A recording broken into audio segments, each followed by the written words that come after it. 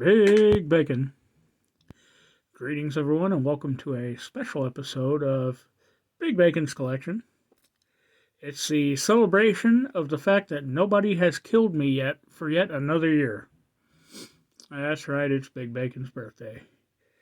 So, I figured I would do a review on one of the figures my wife got me for my birthday.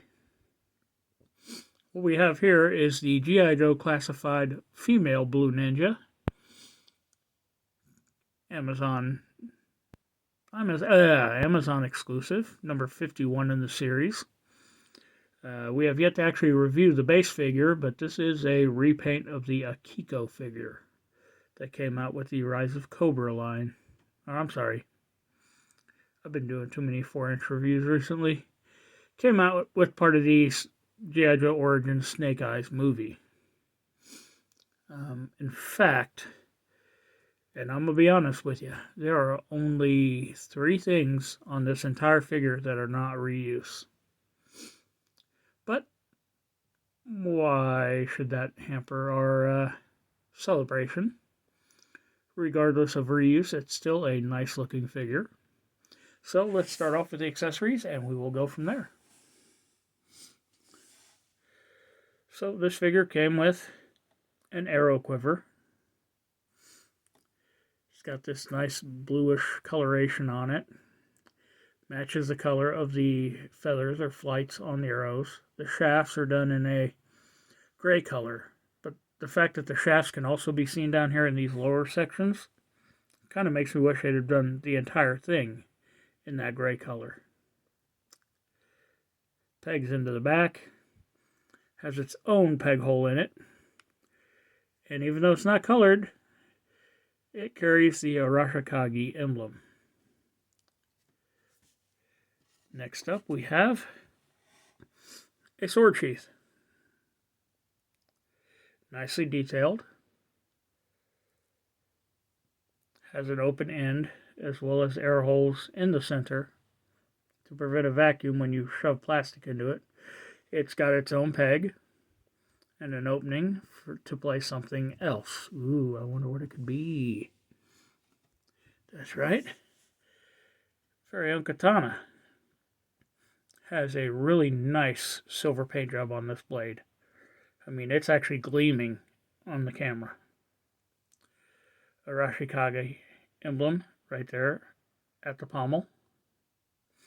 Has this nice wrap handle design going on. Nicely detailed.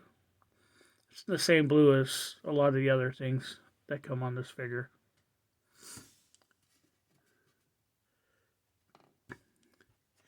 Comes with a bow. Okay, we will make this thing focus. As far as detail goes, I mean, it's sculpted nicely. It does have notches on each end, but it does not have a string. Now, with the notches, though, if you choose to run your own string, hey, that's on you.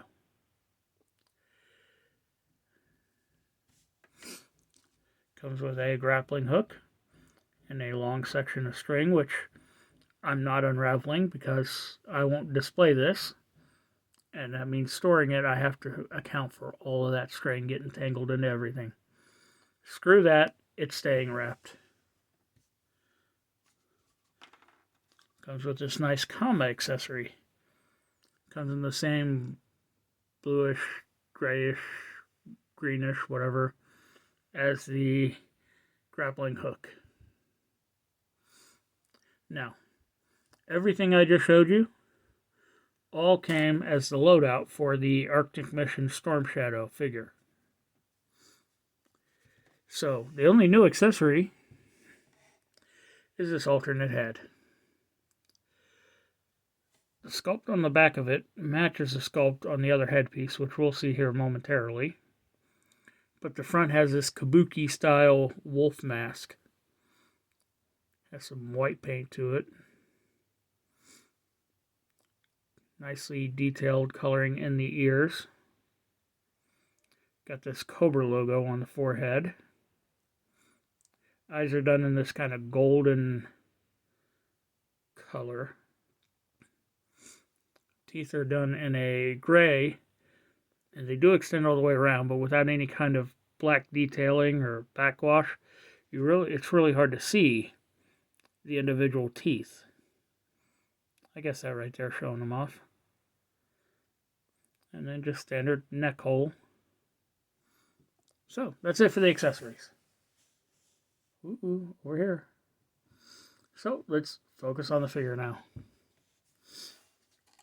As mentioned, this is a repaint of Akiko. And only two things, well, three if you count the paint itself. This head is different than the one that came on the Akiko figure. And instead of the high heel style boots or shoes or whatever she had, this one just has basic boots. Now, let's get on and actually look at the figure. It's got the same blue color all over it, with the exception of a couple spots where the blues are darker, kind of giving it a contrasting look. Black headband with the red Cobra logo. The eyes on this are whited out and almost zombie-like. It's got a under tunic under this gi. A little bit of textured padding along like the elbows. Got a zipper point here, but it's not painted at all. White belt, white trim on the top of the gi here.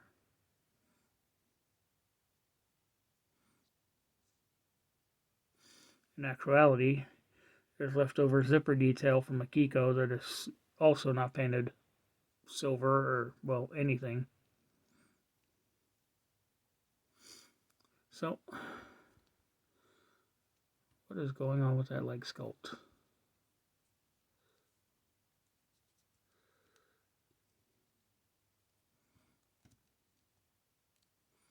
Okay, I guess that works.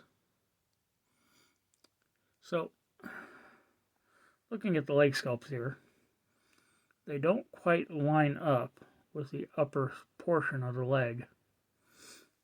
And any attempt to do so is going to cause the knees to really start to... I mean, look at that. Maybe I'm just high. Maybe that's supposed to be the connection point, because that is a lot straighter.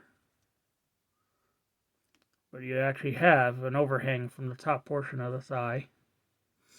I do love the sculpted bagginess of these pants. Coming down to a nice set of basic, just standard boots. Has the same darker color as up top and on the face mask. So, let's get our articulation done real quick. Ball point. Ball on top of a hinge, so she looks up that far. Looks down that far, and yes, there is also a ball joint at the bottom of the neck. That allows for some good tilt. Head rotates side to side. Arm hinges well above 90. Rotates all the way around. Single jointed but pinless elbow. Rotation at the elbow point. Hand rotates. And has a vertical hinge. On the opposite side here, we also have a vertical hinge. We have a ball joint right here above the waist. Allows for some good hula hooping. A little bit of back. Not really a whole lot in the way of forward. Rotation. And no real side to side. Now this figure does have the drop down hip, which allows it to kick forward that far, out that far, back. I mean, it twists the leg out as you go back, but okay, thigh cut, double jointed knee, allowing for some good range. There's no, oh, yes there is. There is a boot cut right there at the top of the boot. Foot hinges forward that far, back that far, and forward facing pin for rocker. So what do you say we take a moment and we get this figure decked out and ready for display?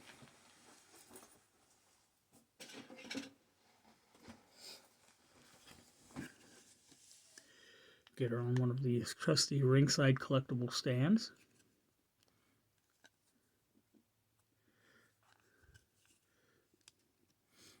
I've been having bad luck getting them on these things recently, but there she goes. Okay, we're not going to display with the hook. We're not going to display with the comma. We are, however, going to pop that quiver on there. Going to pop this sword sheath into that. And we're going to go ahead and pop that sword right into the sheath. Now, to alt head or to not alt head. I think for this one we're going to leave this head because it is an original. We do not have this head on the shelf yet. Sorry, wrong hand. The bow should be over here if the quiver's on the other side there.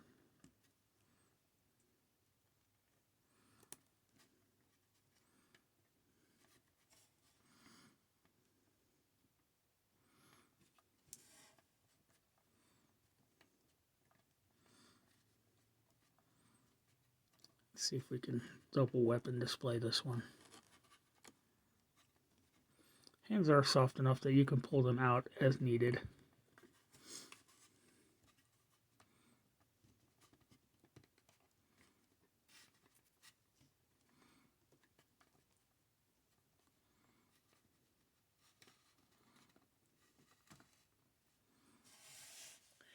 And I think that looks pretty good. So what do you say we get her up on the shelf?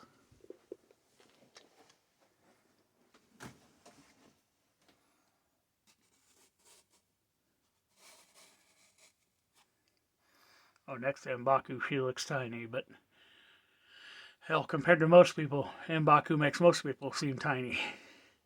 So I want to thank you all for tuning in. Be sure to check back next time. Also, make sure you subscribe, like, share, comment, hit that notification bell, and until next time.